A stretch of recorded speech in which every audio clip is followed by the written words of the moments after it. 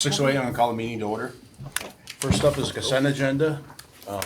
Previous minutes, if there's any discussion on that, I'll entertain a motion to accept those minutes. I'll make the motion. Sarah made the motion. Devin?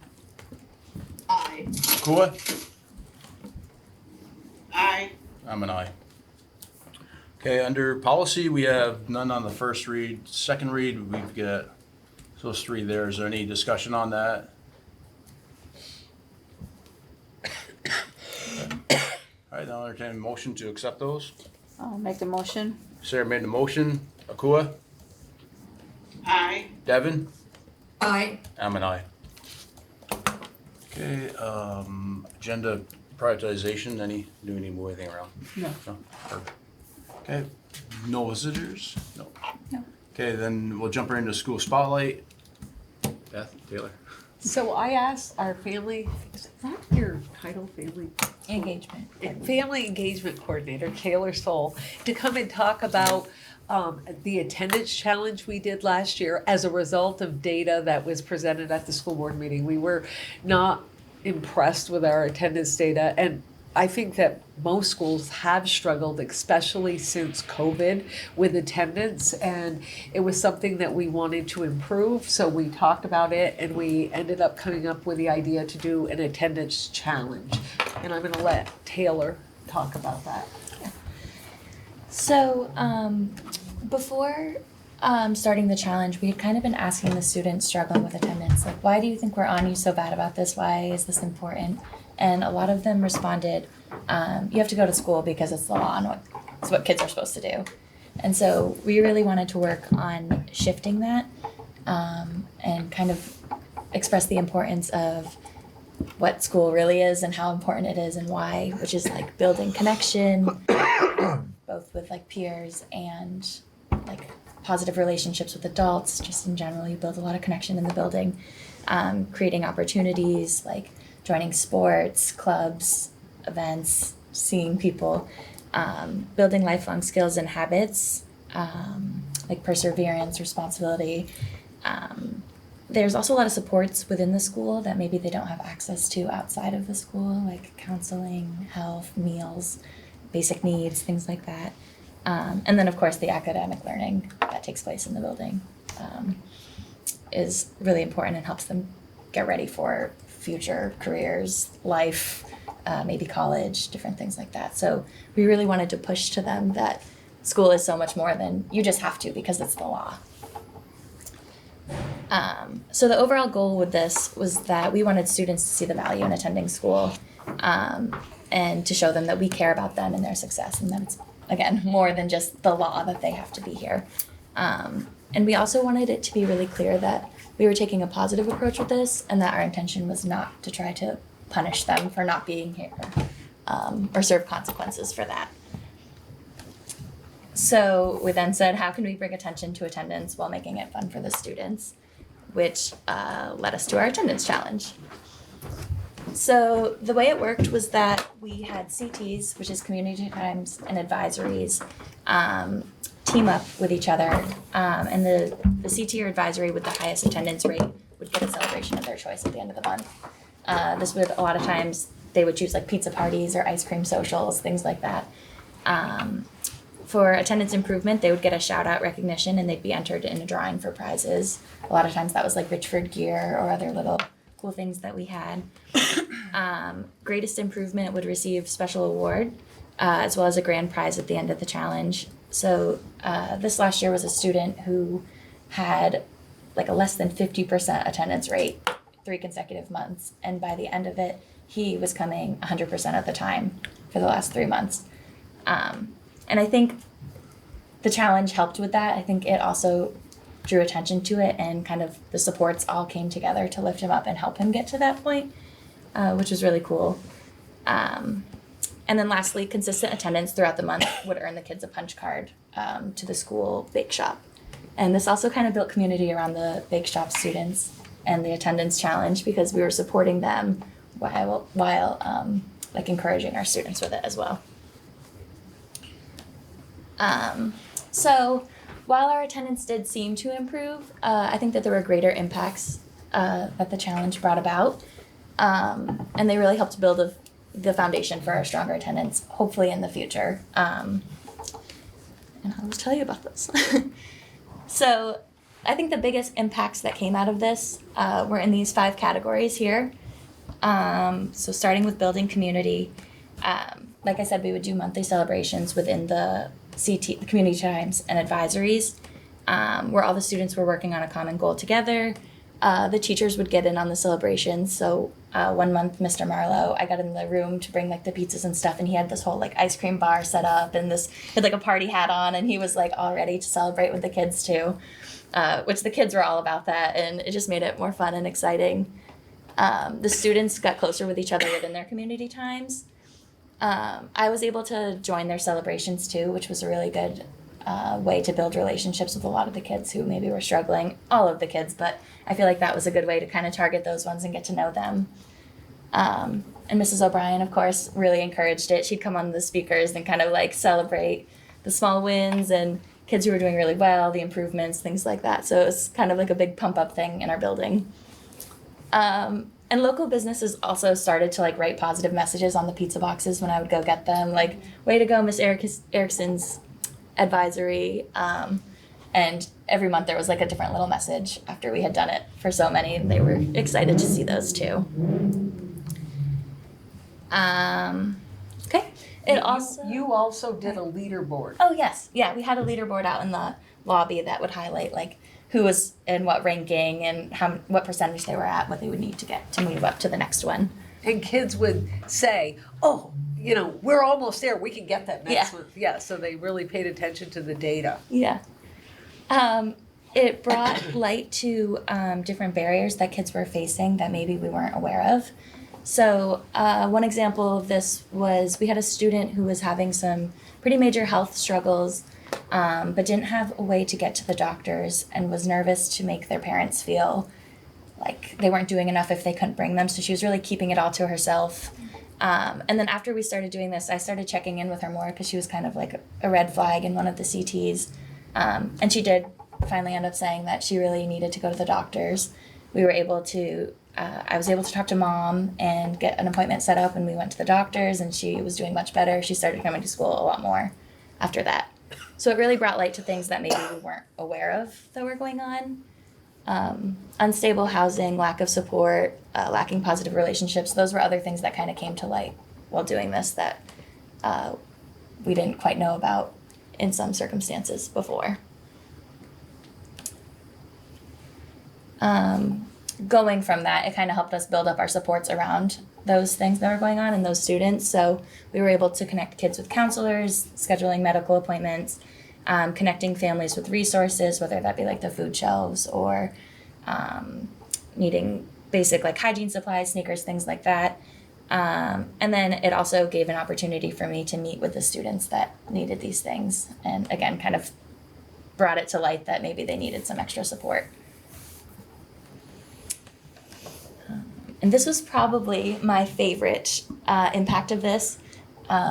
So it made like natural mentorship opportunities happen that we weren't expecting, but were really awesome. So we had students that just began to kind of mentor other students on their own. One student, Aiden Papano, would take his little scooter around town in the morning, and I think there was like at least 3 different houses he would go to, and he would knock on the doors, have the kids like, get up, get ready, it's time for school, we gotta go.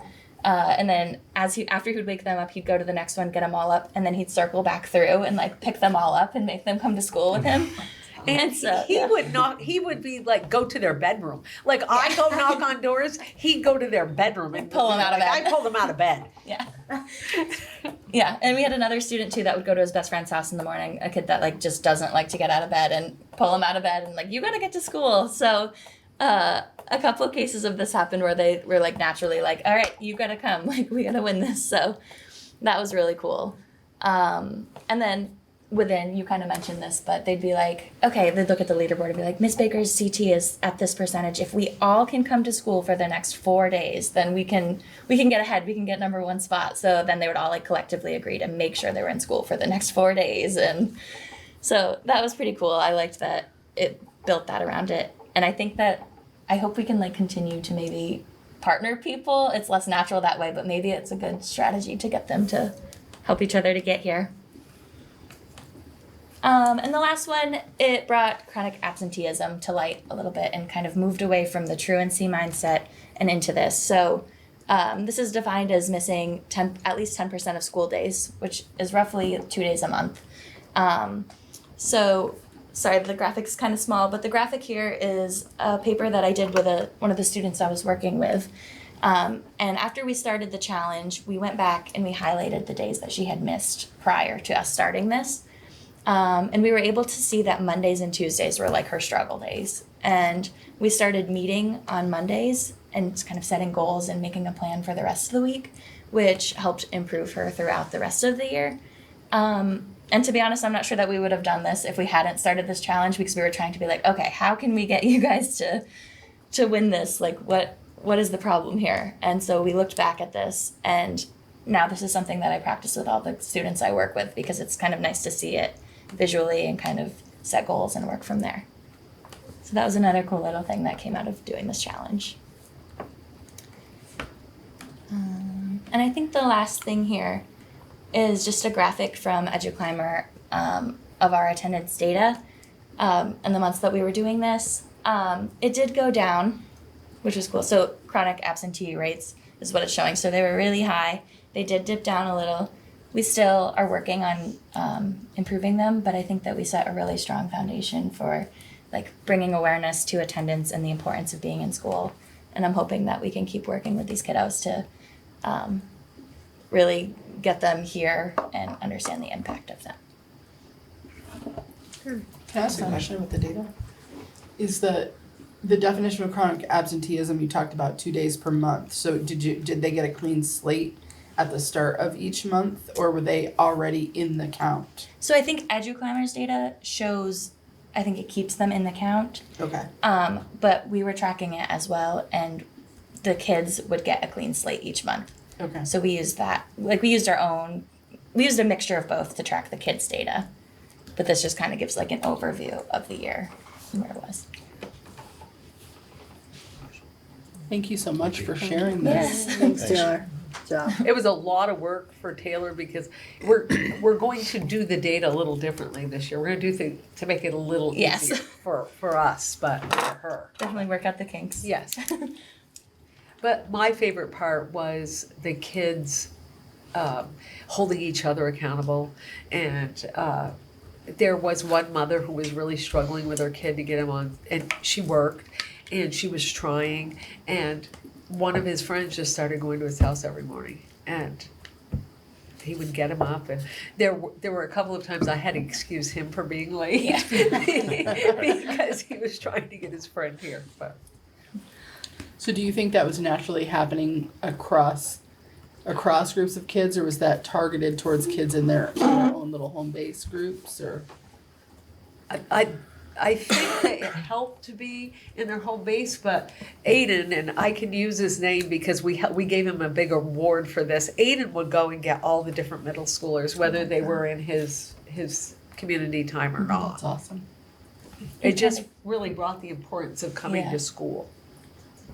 What were you gonna say? I just was gonna say he kind of kept track of the board and like would see like who wasn't coming. Like he like would figure it out on his own, and then he would go like track down those kids whether they were in his or not. Yeah. I think that also thinking about Aiden and the position, no, I know Aiden, and the position that put him in as Yeah. a leader, right? It like, did. That's sort of a self-chosen, and that just doesn't always happen. Like those opportunities don't always just sort of naturally arise. Right. Where a student can feel like they can do a thing that has an impact. Well, and he was celebrated a lot, and it was it was kind of a joke because he'd come on his scooter and drop one off, and then he'd go on his scooter and get another kid. By the end of the year, I think he was trying to get a job. doing Yeah. it. Yeah. Taxi driver, Uber driver. Right. That's great. Any other comments or questions? Thank you. Thank you, Taylor. Thank you. Okay, move around to Morgan. Right. I'm gonna try to be quick this meeting. Starting in October, I take up a lot of your time for the following 3 months. Few action items on my agenda. The first two are related to the VISBIT annual meeting and the VHI annual meeting. I think everybody on the board has been through this discussion in the past. So the meetings are on October 30th. They're going to be held in Burlington. They're two business meetings without much business that goes on at them. But you're allowed either to choose someone to vote for you in person at these meetings, or you can give your vote to the two boards, the VISBIT board and the VHI board. NMV gave their proxies to Mary Niles, who is attending. Mort, I don't know if you're planning on going to that, or if Both Rachel Rachel and Kua have done it in the past. I don't know if either of you.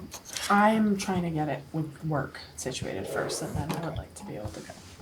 I'm working on that. Akua, are you planning to attend? What time is it on the 30th?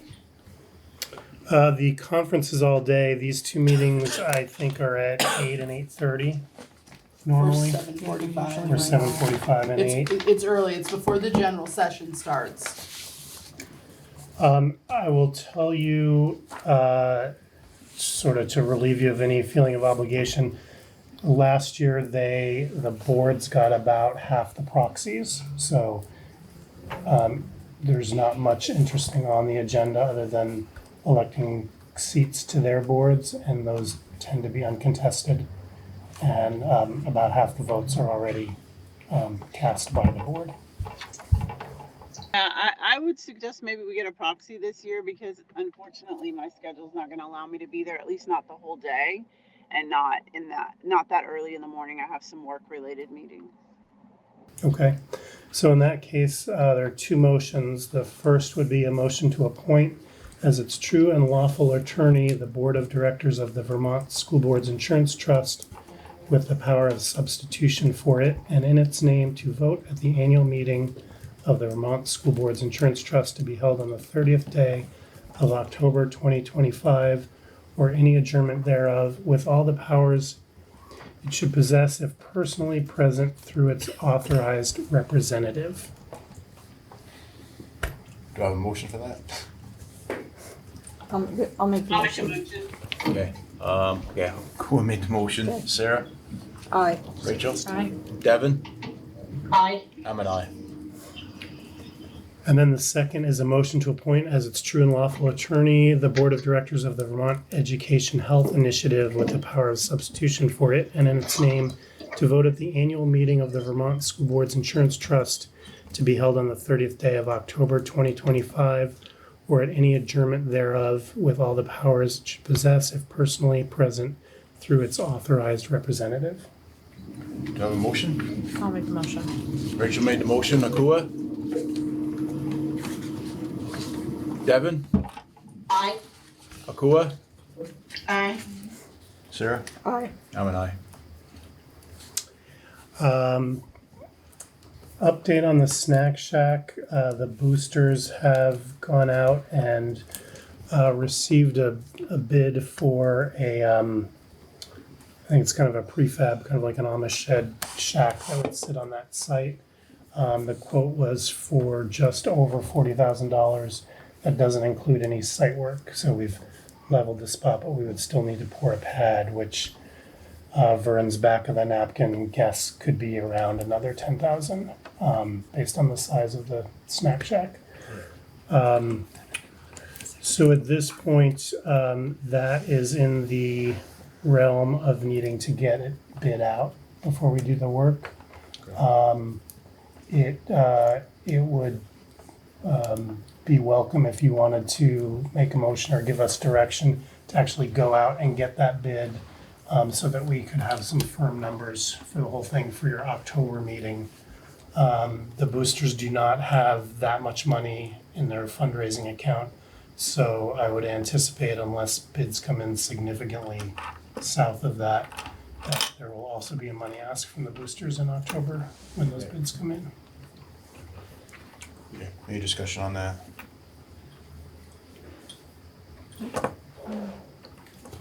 Are you just looking for a motion to, or I just, think, do you want a motion or I direction? think you should have a Motion. motion You want a to motion? go to bid on Yeah. that. okay. All right, do I have a motion? I'll make the motion. Sarah made the motion. Devin? Aye. Akua?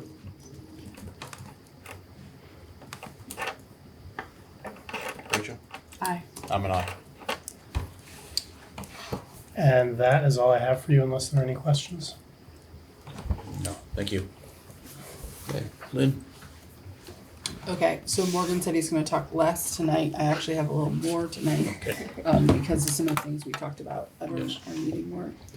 So I'll go over, the beginning parts, around personnel. So hiring for personnel, you have one action, and that is hiring Whitney Fitzgerald for medical careers teacher at Cold Hollow. So I'd ask the board to make a motion to approve Whitney. Okay, do I have a motion? I'll make the motion. Sarah made the motion. Devin?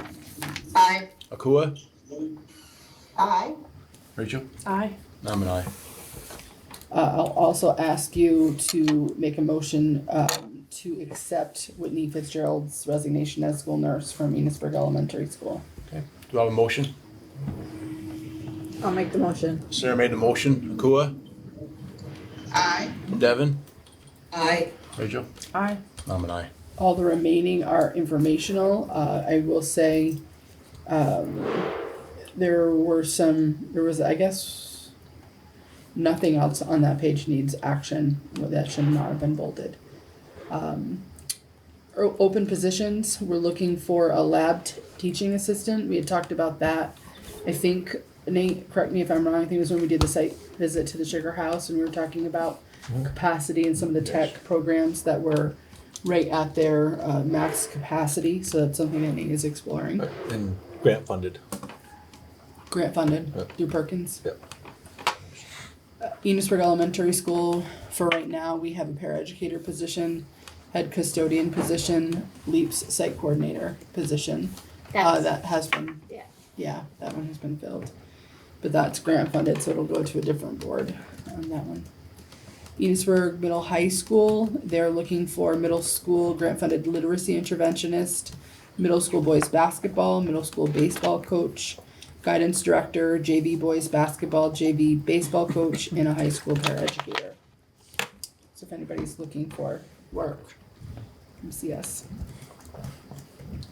So I'm gonna talk now about the FNESU and district board monitoring plans. So for those of you who sit on the FNESU board, you've already seen a portion of this. You saw this at the SU meeting. So Courtney, if you could click into that board monitoring plan. It's loading.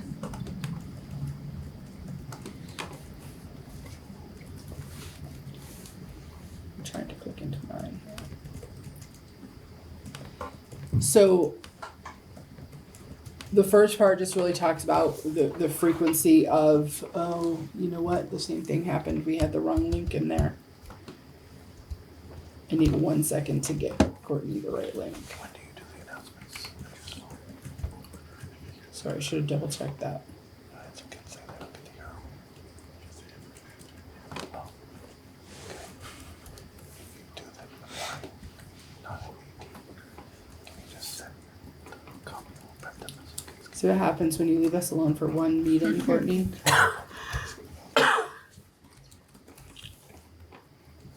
You should have access now, Court. In my email. Yeah. I'll still talk through. So the monitoring plan just addresses like what's the cadence of our meetings, and there's a difference between how frequently we meet for the SU board and the regularity in which we meet for the district boards. It also outlines what our strategic focus is, and you know that our plan is always centered on continuous improvement. So what we're really aiming towards when we're thinking about what we're bringing back to the board and what we're trying to monitor progress on primarily are the three big board goals that we've been working on for several years. So we're working really hard on academic proficiency, specifically around literacy and making sure that all students can read by the end of grade 3. Student-centered learning, focused on students demonstrating proficiency in our portrait of a learner as graduation requirement. Social emotional learning, making sure that all students are working towards those core competencies in self-awareness, self-management, social awareness, relationship skills, collaboration, responsible decision-making over the academic year. So those are the specific skills we're working on when we say social emotional learning. There are also some key focus areas that don't show up in our goals, but there are things that are required of us as a system. The first is kind of organizational. Am I in the wrong one? Can you go up a slide? There. The first is regulatory compliance and organizational integrity. And that's really about the things that we're required to do, the ways in which that we need to follow expectations that are set above us. So those district quality standards, the education quality standards, state and federal law, our FNESU local policies, we're required to act in a way that follows the guidelines that we're given in all of those. And then making sure that we're meeting the expectations of all the workflows that are associated. Other key focus areas are centered around fiscal efficiency and school operations. That falls under our realm. And then school climate and culture, and a lot falls under school climate and culture in terms of what we're trying to aim improvement efforts on in our buildings. So on the next slide, the board monitoring plan is divided into, you'll see each month of the year, and you'll see what's the focus at the FNESU board, and then what will be the focus of those district boards in the monitoring plan. So September, by way of example, you can read it. I'm not going to go through the whole thing with you, but I'll just focus on the district board monitoring plan. So some of the things that we're highlighting have to do with school climate and culture. We have a spotlight that we just had from Beth. It names what the other district spotlight was. Morgan's focus this year is just current fiscal year. He isn't bringing anything else to you in this month. And you can see what my focus is there, and that's reflected in my board notes to all of you. So this plan is intended to articulate how we're planning to monitor and bring data back to you throughout the course of the year. And my intention, because I've never laid it out this way, is to try to get the SU board a month ahead of the district boards. I'm a little backwards this month around the board monitoring plan, but it should work that way, that the district boards will be getting things after the SU boards in a more specific, with a more specific focus on the district level schools. So I would really love for board members to take some time to review the board monitoring plan. Think about what it is that we've been working towards. Think about, this is data, these are things that I'm going to bring back to you over the course of the year. Are there things that are missing that you wish were in there that I have not indicated? And I would love for you to email me and let me know. I'm asking you for feedback. I know it's too much to go through tonight, each of these months, but look through that and please offer feedback if you see areas that are missing. Okay? Mm-hmm. And there are some areas where I need to leave some flexibility because you don't know what's going to come up in there. So some of these are a little bit subject to change, and there's some places where it's yet to be determined. So the last slide was just naming the feedback, and suggestions are welcome on this plan. So I do hope you'll take a look and let me know what you think. Any questions on that?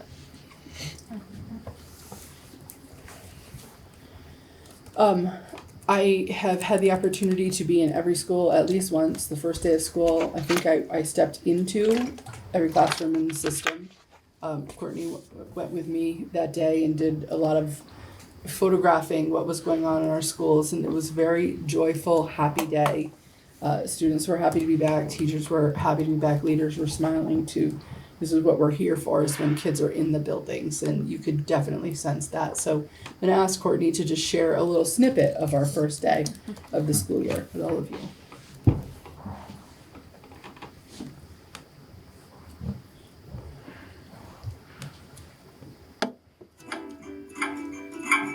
It's not on the slide, of course.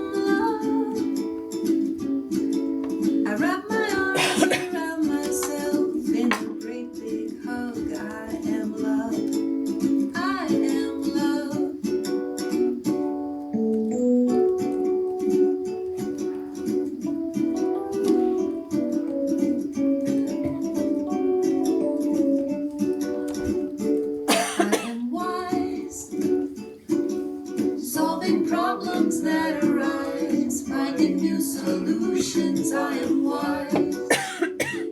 I am strong. I'm okay when things go wrong. I know I can do it. I am strong. And I am love. I wrap my arms around myself in a great big hug. I am love. I am love. I am love. I am love. Nice. Courtney does a fabulous job putting all of that together each year. So that I think I will just say is my favorite day of the year. Yep. Everything's shiny. Schools look so good, and you'll see in, I think it's the next part of our slideshow, just about some of the facilities work that happened in our schools. Like, you know, walking in and seeing some of those projects totally complete and seeing kids here was just amazing. As I was looking at this, I was having a hard time identifying. I don't know what the first picture is. I don't either. Is that downstairs in your foods, your little kitchen area where Let that me wood see is if I under the can- windows? Oh, yeah. Which picture? The first one. I think that'd be downstairs.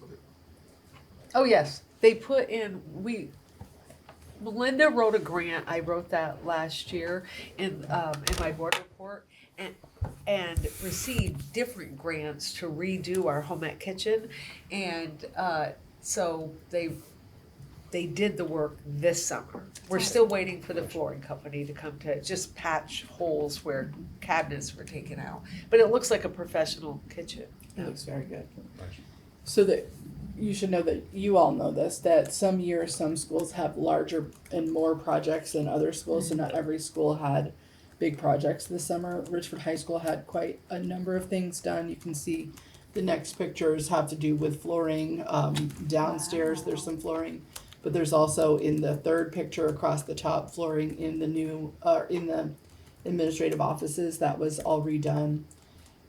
You could see the parking lot was redone at Enosburg Elementary School, that side parking lot.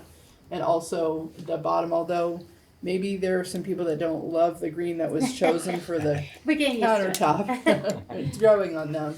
But the carpeting in the main office at Enosburg Elementary was also done.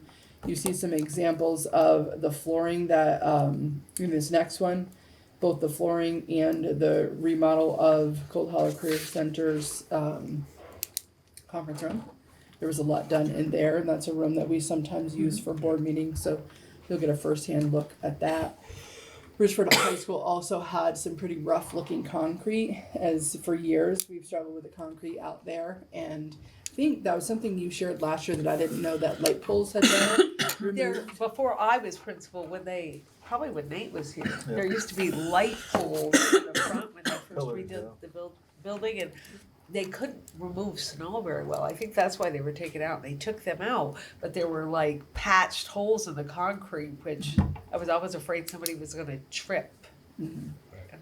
So it looks great out there, and like the soffits at the Yeah, top of the the building have all soffits, been I painted. pay attention when you go out. I feel, I don't notice anything, and I notice that right away. Yeah, it looked stunning when you drive up the driveway. And there also, there's an example of, lighting That's- project at Enosburg High School, correct? Yeah, and that's the STEAM lab as well. Yeah. So it's Okay. both in one. Good. So those are some of the big projects. I'm sure there were other projects along the way that were taken care of. I know a lot of work went into the STEAM lab at Enosburg Middle High School. A lot of electrical to kind of like get it right this time in Yeah. terms of the capacity that was needed for all the tools. The dust collection and everything like that, yeah. So Awesome. Vern and the facilities teams did great work this summer, and the schools were legitimately shining on the first day. They still are. So one of the things that, as I prep for the district meetings, the board chairs give me some things that they want me to bring back. And one of the things that I brought to the NMB board was information about how our convocation went this year. So talking just, I'll be brief about this. On this next slide, you can see there were some teachers who were honored at convocation, and educators.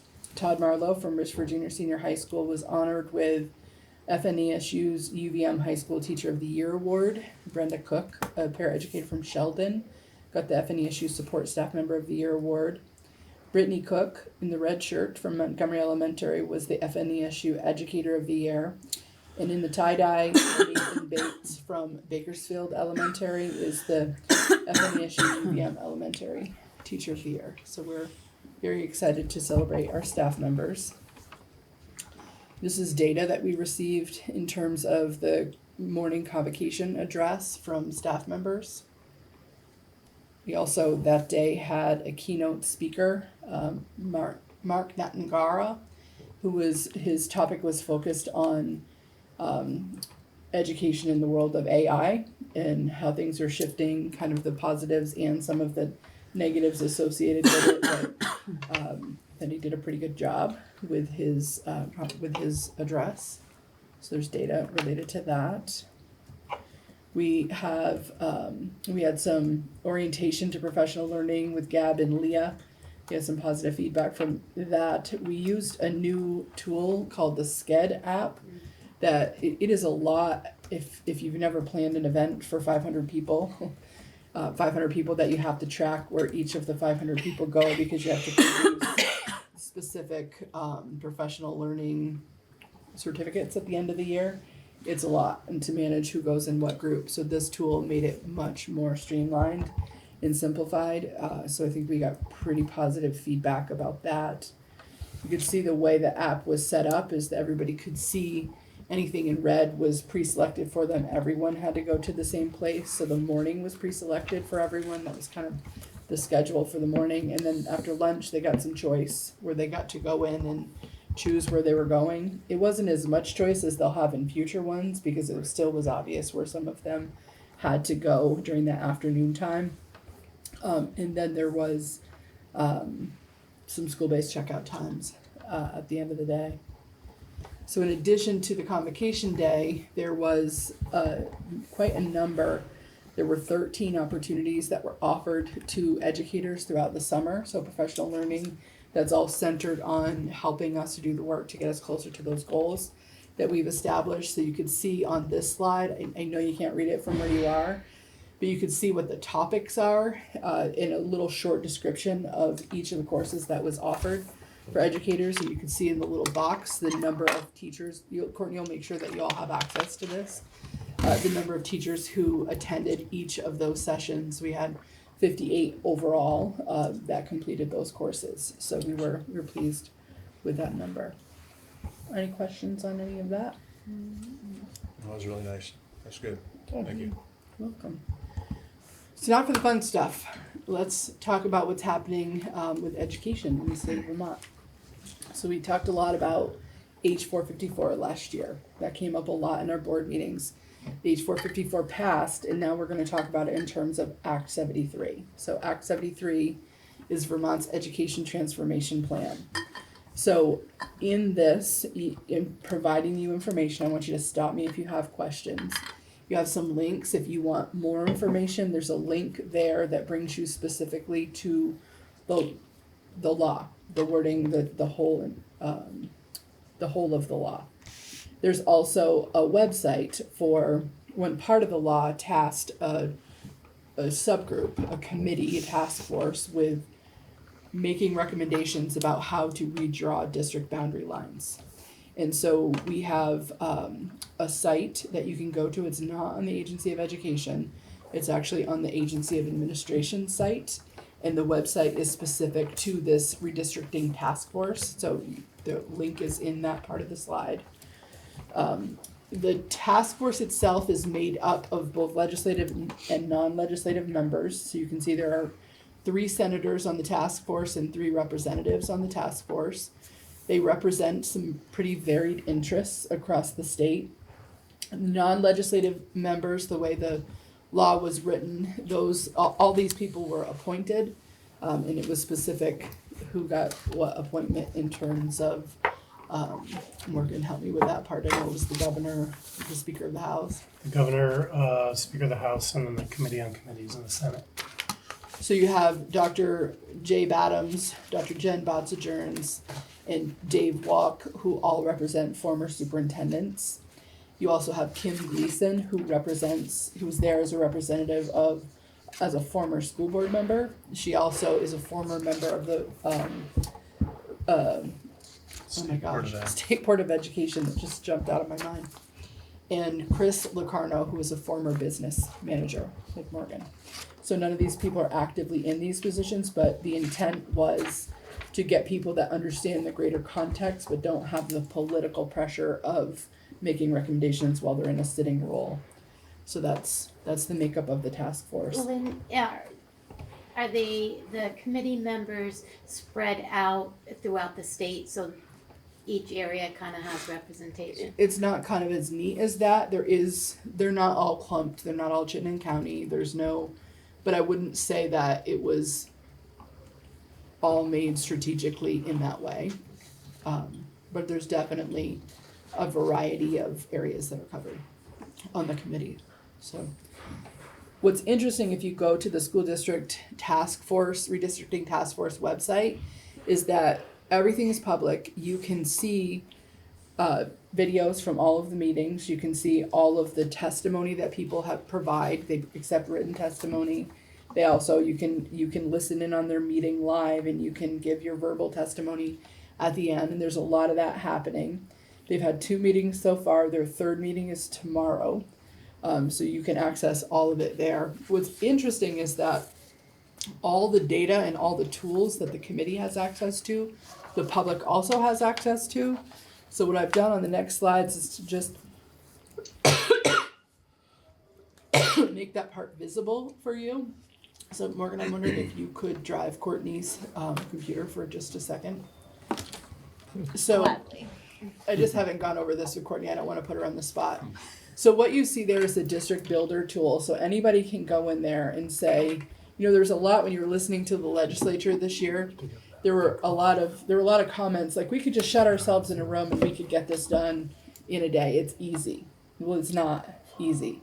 But this tool is intended for people to get their ideas down.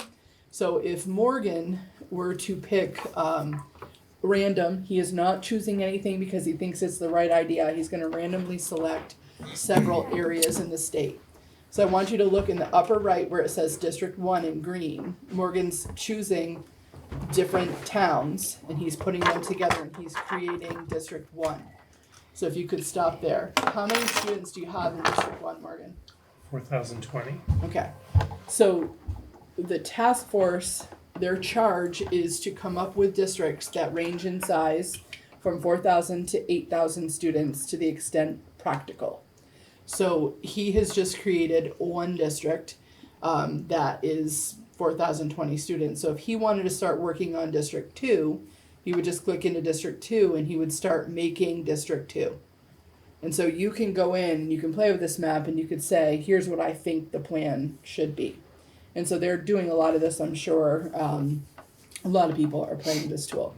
So I wanted you to know it was there and it's something that you definitely can play with. Principals can play with it. I'm sure we all have ideas about if those are the bounds, where should those lines be? It's a little easier to think through that in our part of the state, a little harder when you know less about the geography and the makeup in other parts of the state. Approximately how many students do we have within our 2 districts? Just under 2,000. Last year, I think we were 1960. We might be a little under that this year.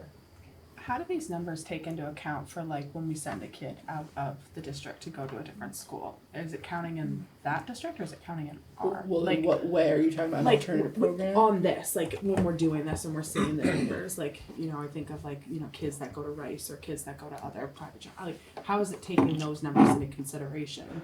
Are they assigned to us in this or are they assigned to them? Do you want to take that one because of the choice, differences in I was choice? just curious. I believe that they're looking at enrollment, so that's where Okay. the kid Where they're actually attending. Okay. sits in a seat. Okay. It's It's hard to just know funky, I because was there are just- some other metrics about like where the student is counted and who gets the money and Yeah. it just depends on but those, Okay. yeah. There are other tools in there too. So if you can go to the next part, Courtney can drive from here forward. Thank you. So there's also a school explorer map on there. So you can go in, and I know at first when some of these maps were up, not on this site, but the governor had posted some maps, and there was quite a stir when the governor posted the early maps because there were some schools left off. So people were assuming that those were the schools that were closing, and it really was just an error. There's nothing about schools closing yet in this plan. Like this is centered on district governance boundaries. So on this part of the map, you see the visual of the state of Vermont. Each school is represented by a circle. The larger the circle, the larger the school. And you can see where there are areas where there are a lot of schools that are clumped together. You can see where there are areas where they're really, if you look in that northeast corner of the state, there are a lot of communities where there are no schools at all. It's really sparse up there. So we'll just pick Enosburg Elementary at the very top middle section. So I clicked in the dot for Enosburg Elementary School, and this is the data that it showed me. So it's giving them, the task force, specific information, and I just want to name that most of their data that they're looking at is a few years old. A lot of it is 23-24 data, and I think some of it may even be 22-23 that they're looking at. So when principals look at this, don't panic if this doesn't match for you, because it isn't all current data. So it's giving you information about the building, it's giving you information about the configuration, what grade levels you operate, has information about enrollment, staffing. It gives a facility index score that I can't really specifically describe for you what that means, other than it is connected to the life expectancy, like how much of the use of your building you have on a scale of, help me out here, is it 0 to? Like 1 to 5 on one of them, and then the percentage for another one. Yeah, It's kind of like how much your building has been used right. in terms of life expectancy, I guess is what I'm trying to say. There's information about staffing. There's nothing in here really about ratios yet, but they're just naming the FTEs for staffing. And they've got class size average with some coding. Green is good. Red means that you've got some area in there where you're not meeting the class size averages that they have put into the law. So you can see that they're reporting out on those pieces there. You can go, there's a link there if you want to play with that. That's just an image in the slideshow, but if you go to the link, it'll bring you to that part of the page, so you could play around with that for each of the schools. There's also a lot of people that are talking about, I think people are really struggling between district consolidation and school closures. And I think that they're thinking they're the same thing. I'm not saying there won't be school closures down the road, but for right now, they're talking about district boundaries. So they're talking about our governance of our districts and broadening that. So it won't be just FNESU. So, but you hear a lot of people talking about that won't work because it's too far between those schools when they're talking about this. So this is an interesting tool that I found last week when I was going through here. You can pick any community. This one is Enosburg Middle High School. And you could pick a max drive time. If you could look near the top on the right-hand side, how there's that little green dot. And you could move it to the left to reduce the drive time and move it up to increase the drive time. So the snapshot is really where all those dots are on the far right. It's kind of a heat map. So you can see where Enosburg High School is in the middle. And you could see that what we set that to was a max drive time of where students live to Enosburg High School, 20 minutes from the high school. So it's telling you on this list how many students in other communities, and I was only able to shot a small portion of this, how many other students in other communities live within a 20-minute drivable distance to Enosburg. I don't think that this is necessarily pulling data specific to the grade levels that Enosburg Middle High School are offering, because For example, it's got Berkshire in there, but that's the total number of students that they're connecting there. So some are high school students, but not all of them are high school students. So there is some nuance to that data, but it is showing you, as people are saying these schools are too far away, you can play with that data. The next part is specific to facilities, so you can go in and you can click on any one of our schools and it gives you even more information. So on the top, let's go top left, Enosburg Elementary School, if we could pull that one out just a little bit. So Enosburg Elementary School, it gives you information about the 20-year renewal costs for that building, the costs per square foot, I believe, is that to operate, Morgan? I think so, yeah. And a cost per individual student. Then this is where the weighting comes in, the 1 to 5, and I think that what we learned was, I think 1 was for newer schools and 5 was for schools that were near the end of their useful life. So our schools are kind of falling in that middle range for the most part. It gives you information about, I think that's supposed to be capacity, the remaining life score, the age of the building, and how many square feet. So that's what they're looking at when it comes to facility conversations with that data. Any questions on any of those tools before I move on?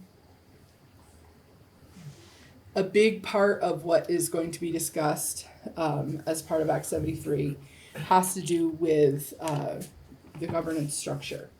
So there are a lot of terms that we use in education that are confusing. And SUs, supervisory unions, supervisory districts, and school districts are confusing. And I think it's important that you as board members really deeply understand the distinction between them. So right now we're sitting in a meeting that is centered on a school district. Enosburg-Richford, that's a school district.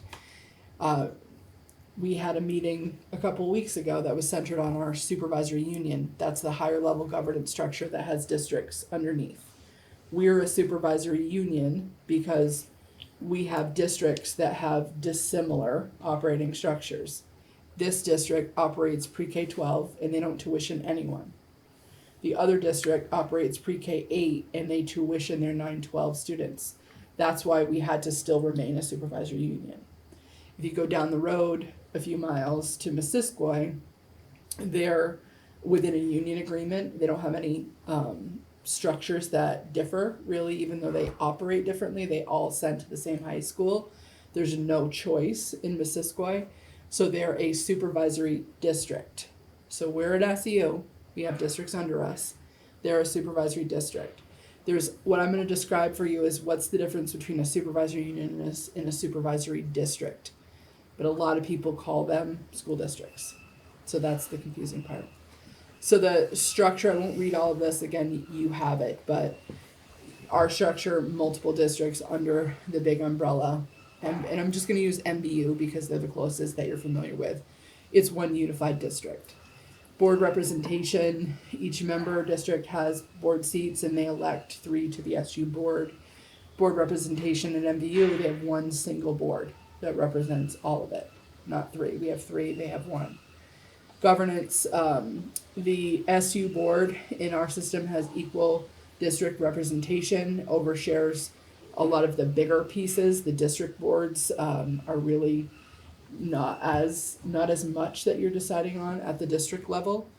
In terms of governance at MBU or supervisory districts, they're one board that oversees all of it operationally. It's not divided out. In terms of funding, for us, we have to maintain 3 separate budgets, and we have some shared services that we bill out. In MBU, in a supervisory district, it's one budget, and everything falls under that. We do 3 audits. MBU could do 1 comprehensive audit. Property ownership, we're as a supervisory union not allowed to own any property, so we have to rent our space. We lease our space, we lease our alternative program spaces. Not the most financially savvy situation, but we're not allowed to own. We could only own if one of our districts said, we're going to buy this for you, and then we'll lease to you. MVU can own their property, so they can make better financial decisions.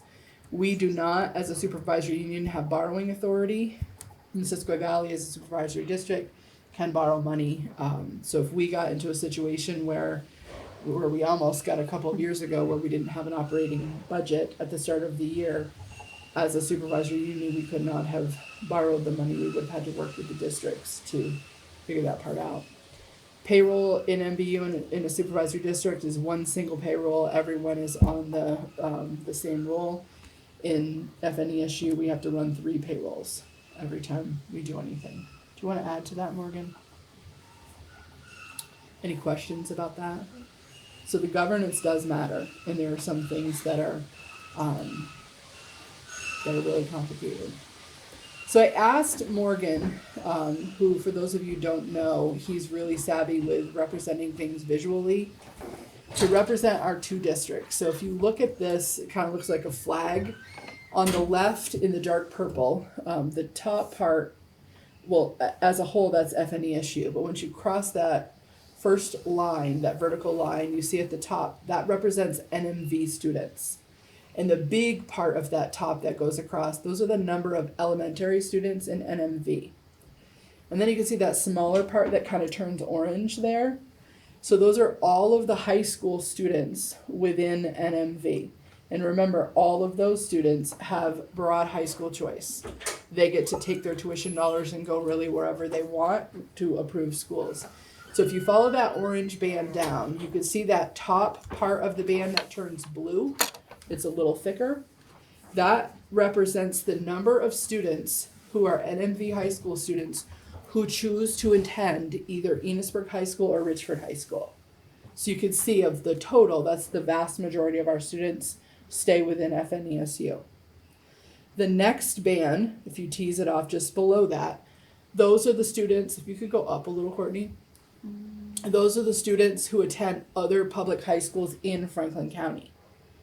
So they, given future mergers, some of those students would potentially still be able to choose within that new district and still go to those schools in the county.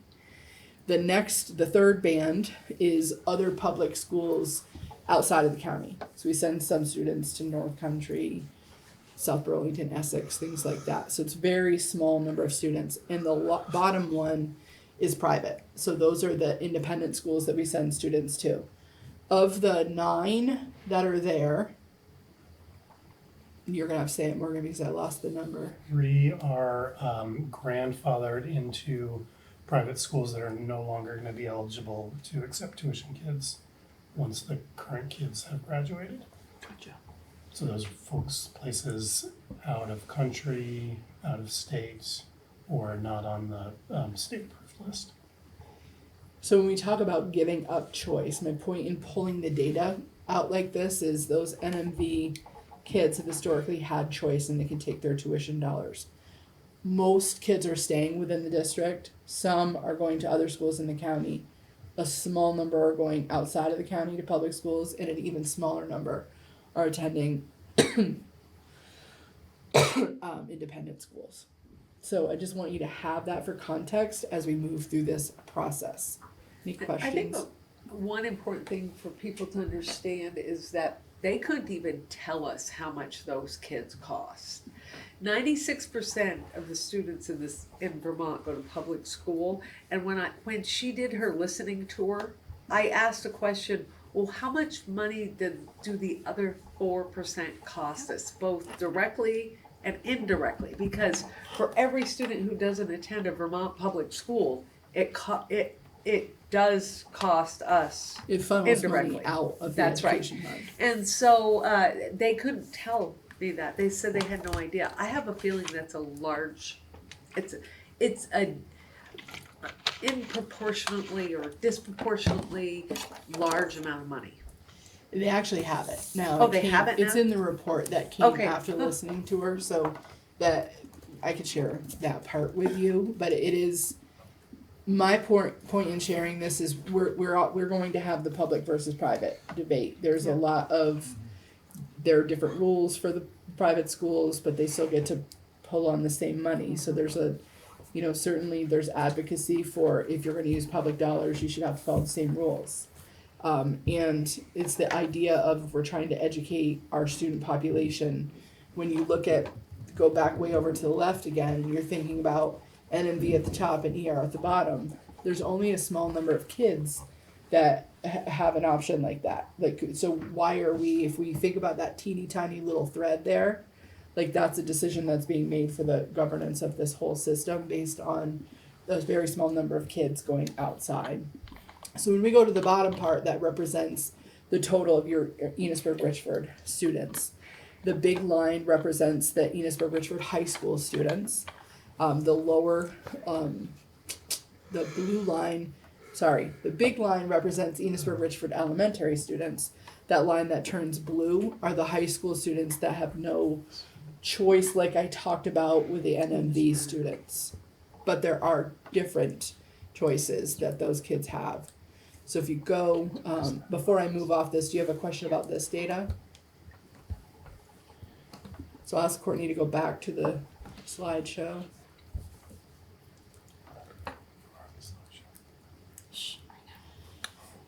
So more, this is a piece that you and I talked about that I want to make sure you all understand, because I think it is not well understood within our communities. So students at Enosburg High School and Richford High School cannot come to you and say, I want to go I want you to pay tuition for me to go to BFA. We're not going to do that because we operate high schools. We're not going to pay tuition. But Vermont has Act 127 high school choice. So those kids could sign up to go to another high school. You go over this every February in this meeting where you determine the number of students you'll allow in and the number of students you'll allow out of your high school. Every school does that. So there are a certain number of seats that are open through a lottery system, so kids can apply to go there through lottery. We don't have a lot of students who are accessing lottery and leaving our two high schools. I think we only found one between both high schools in our data dig. So there's very few on this district that are choosing to access the lottery. The non-operating district choice that I talked to you about with those NMV kids, that's the district paying tuition for students to attend high schools of their choice. They have broader choice among approved high schools, and it's a long-standing feature in non-operating towns. This is going to become a big part of the conversation in Act 73. FNESU has a policy, an in-district choice policy, so a student at Enosburg High School, as long as they meet the deadline, it gets released in May and it has to be in by May 30th, I don't remember. March 1st. Oh, in In elementary. district, Okay. Oh, in district yeah, is, it's May, right? it's May 1st. Yeah. So in district, they could choose to apply to go to the other high school, and we just handle that internally. So those are the three different types of choice. Any questions on that part? Because I know you get a lot of questions about this more. Is that helpful? Yes. Okay. And then the final piece I have for you, just so that you understand what is coming our way. This is the draft template that the redistricting task force has created. They're tasked with writing a final report. They don't get to decide what the boundary lines are going to be. They're going to give them 3 options. And then the legislature is ultimately going to decide. They could choose one of those or they could come up with their own. So the way they're going to figure this out, if you look at number 4, it gives you some insight about what they're looking at. So they're talking about reduced cost. They're talking about quality. When you go on to the next page, they're looking at efficiency metrics. How logistically is this going to be executed? Fairness, equity, and voice. And in the end, they're going to talk about challenges and trade-offs and things that still need to be resolved by the legislature. So we kind of have the outline of how that report's going to come out. We just don't know what it's going to entail. I wanted you all to have that information. Any questions? Okay. That's all I have. Okay, thank you. All right, principal's report. Let's start with Kelly. Everything is informational, but I would like to highlight the an aspect of our first day. So I talked about this last year, we've done a lot to reach out to families. And we are continuing what we did last year, which is our monthly pre-K and kindergarten family time with the kids, first thing in the morning. On the first day of kindergarten this year, and we also did this last year, we invited families in. And this year we had representation from every single kindergarten family. It was an hour or more. It was a solid time for teachers to be able to talk to all of the family members. The preschool teachers took the new kindergartners out so that the teachers could talk to the families without that, distraction. We also had a bus there, so everybody could get on the bus, talk about the bus rules. And it was pretty popular. So the other thing that we started to do is to survey families, and by survey I mean like a question at the end of every family opportunity that we have in school. And so we did get some really good feedback, particularly, and I did put one of those, some of that feedback in my board notes from a particular family that had just joined us. So it was really nice to be able to see all of the families there. It was a really good opportunity to get that first touch point on families to talk about school-wide expectations, classroom expectations, and so forth, because there's a lot that goes on in kindergarten. A lot. Thank you. Thank you. Beth? Mine's all informational, and the thing I will highlight is that I am pleasantly surprised at how well our personal electronic device-free school environment has gone. And as you know, that will happen in all schools in the state of Vermont next year. But we had decided to go that way anyway. And we put a lot of thought into it. And I think the thing that I expected more pushback. The kids just come in and, they hand their phone in, and the expectation is that we don't see them out in the morning at all. And then when they go to the first period class, they hand them in and they go back there at the end of the day. The thing that the concentration, the feedback from staff is great. The feedback from students is even pretty positive. And I have had kids say to me, I'm very impressed at the role modeling staff are doing. They're very positive role models. They put their phones away. I was very clear about that expectation. We have them out only maybe to take photos so I can put things on Facebook. And a kid asked me to take a picture of something for him and email it to him, and I said, I don't have my phone. I don't carry my phone with me during the day unless I'm going to a classroom and I think I want to capture a photo of something. But they just aren't taking time always. I mean, we had procedures in place where they had to be away, but the temptation was there and they were always grabbing the phone. So it's one thing we don't have to fight about, and it doesn't take away from learning. Can you talk about your lunchroom perceptions? What? Your lunchroom perceptions? Oh, that it's louder in our lunchroom because the kids are talking to one another. When I would do lunch duty last year, I would go in and half the kids would be on their phone. They'd be on a video, they'd be video chatting somebody, they would be texting, and there's no phones in the lunchroom, and kids are talking to each other again, learning how to socialize. That's good. Positive. Yeah. All right, thank you. All right, Jen?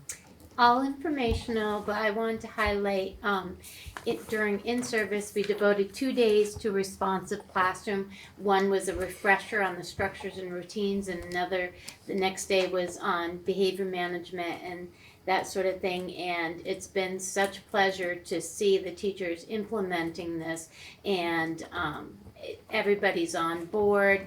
They're going over routine structures. It's made a huge difference, just even for the teachers. I have several new teachers, so this was new to them, but even our teachers that have been there a while love the refresher. And so I've been going in and observing that, and also the behavior, we're really focusing on skill building. And so this has been a huge change for the kids. We've already had parents comment. We have a close the loop form that goes home to parents and tells what skills the student needs to work on and how they're going to go about that. Already getting really positive feedback about that. Nice. Thank you. Anthony? So mine is all informational. We are definitely off and running at Enosburg Middle High.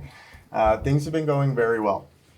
We've had a really positive start to the school year. I think qualitatively, we've had a lot of feedback. Staff is really excited about the year, a lot of good input during staff meetings. The one thing I wanted to highlight really was we've had 3 Tuesday meetings so far during the school year where we've gotten to be very dedicated to POL and PLP work with the students, leading to more successful student-led conferences.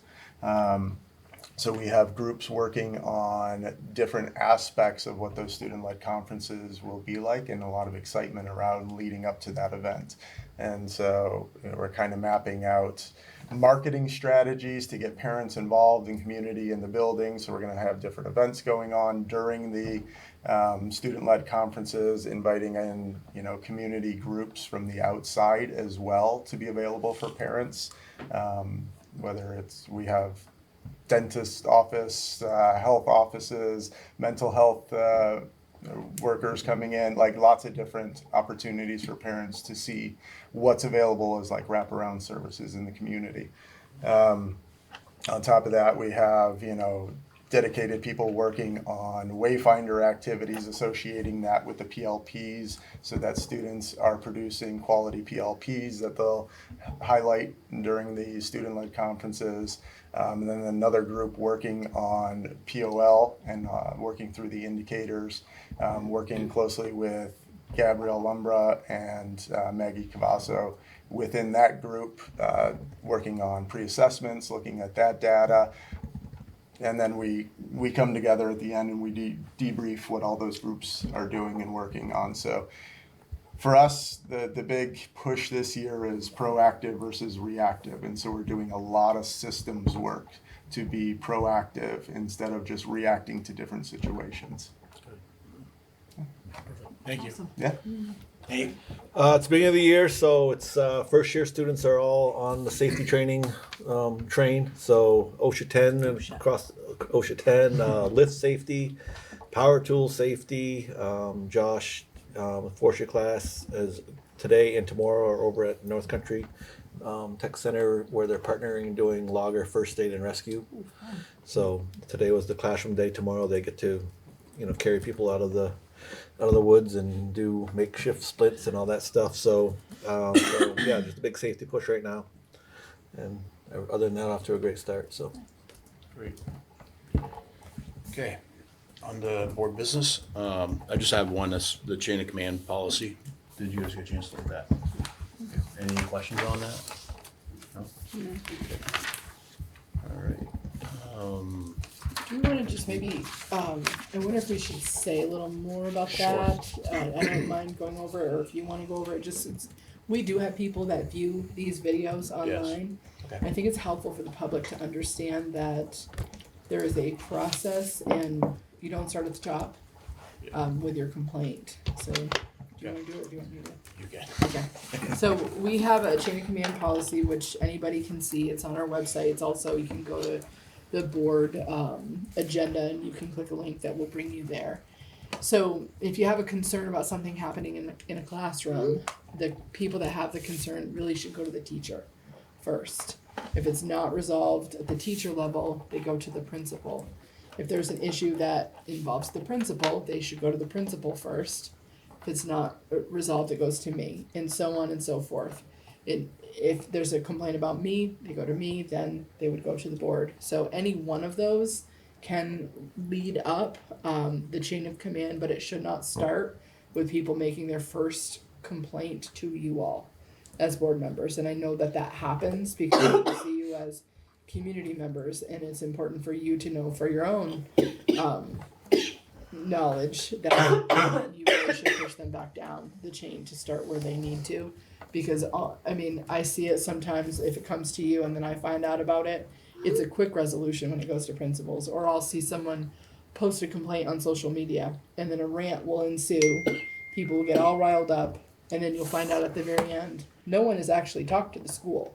It just goes straight to social media. So if people would just enter the conversation at the school level to begin with, 9 times out of 10, it's going to be resolved at that level. So just encouraging people to, let's work together in that way, to go to the source. Any questions on that at all? Anybody? Okay. Any other future agenda items for board business? You got anything, Lynn, for that? No. Okay, then I'll entertain a motion to adjourn. I'll make the motion. Sarah made the motion. Akua? Devin? Aye. Hey, Devin. Rachel? Aye. I'm an aye. Thank you. Thanks, everybody.